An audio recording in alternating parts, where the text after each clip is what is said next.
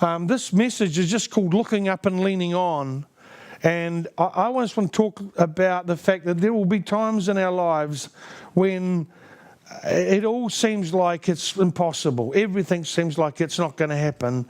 The promises that we had, the words that we had, the hope, the dreams, the thing that we thought was just about ours, all of a sudden starts to slip from your fingers, and it's like, oh, what was all that about? And there are two pieces in the scriptures that I want to look at. The first is in Mark chapter 16, and it's the situation here is that Jesus has died on the cross. He has been laid in a tomb, and it would be hard for us to imagine just exactly how everybody must have felt. He was the Messiah. All their hopes were pinned on him.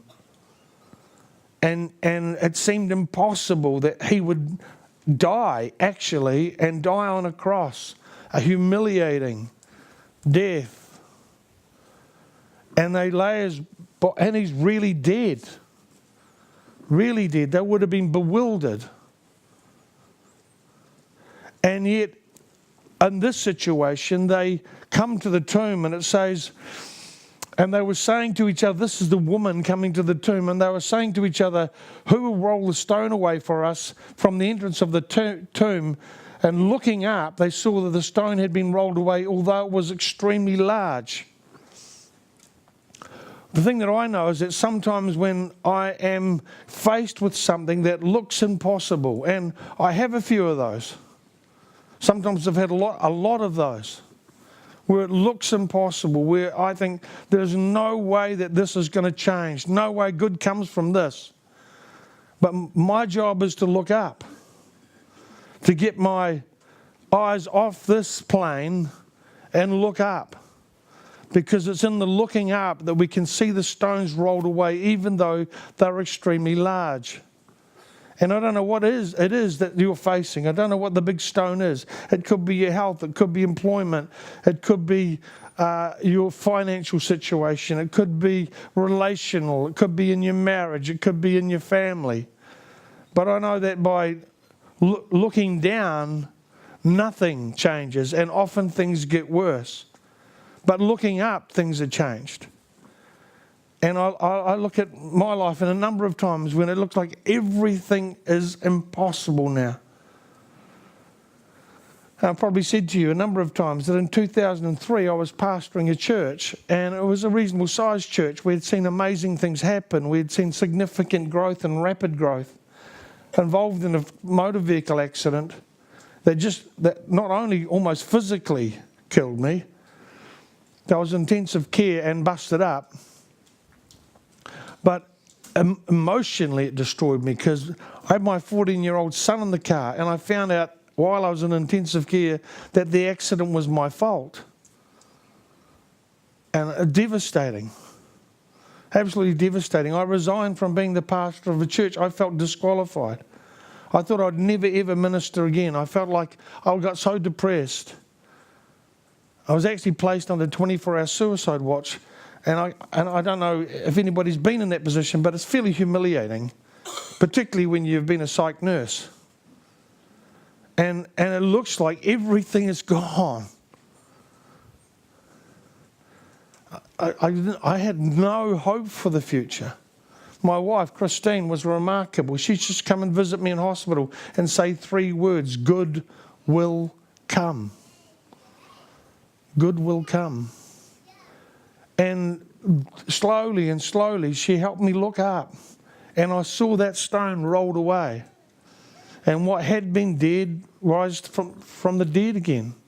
Rise back to life. So there will be times when it looks like everything is gone. Don't give up.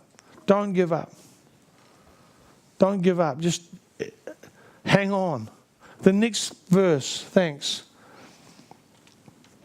This is a beautiful verse in the Song of Solomon, and it just says this: who is this coming up from the desert, leaning on her beloved?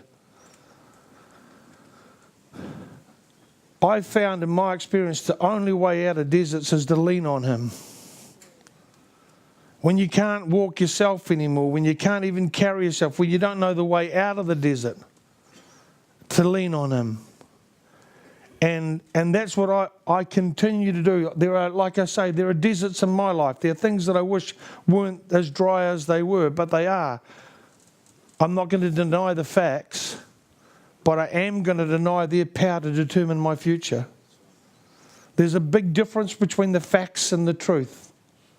It was a fact that Jesus Christ was dead on a cross. The truth is he rose from the dead. It was a fact that the fact that Abraham and Sarah couldn't have children, that Sarah was barren. That's a fact. The truth is they had children or child.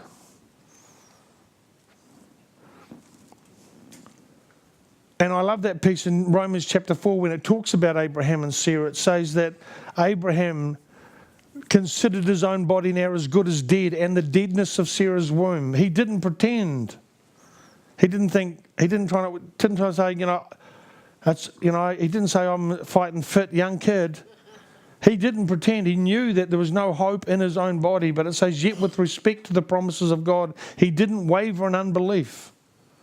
So he acknowledged the facts, but did refuse to allow them to determine his destiny.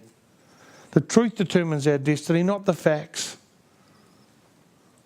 If somebody had, how long has this community been going, Joseph? 35 years. If somebody had said in 35 years this would be here, everybody would have said impossible. Impossible. If somebody had said to Joseph and Julie, in 35 years there'll be hundreds of people meeting here, you'll have a complex that will eventually having an auditorium that will seat 800-900 people, he would have probably said, you're on drugs or something, you're mad. But the truth is, we're right here, right in this critical time. So they are just two pieces of verses that I want to share with you, give to you, hopefully be a help to you. When it looks like it's all impossible, look up. When you find yourself in a desert, lean on him. That's how you'll come out of it.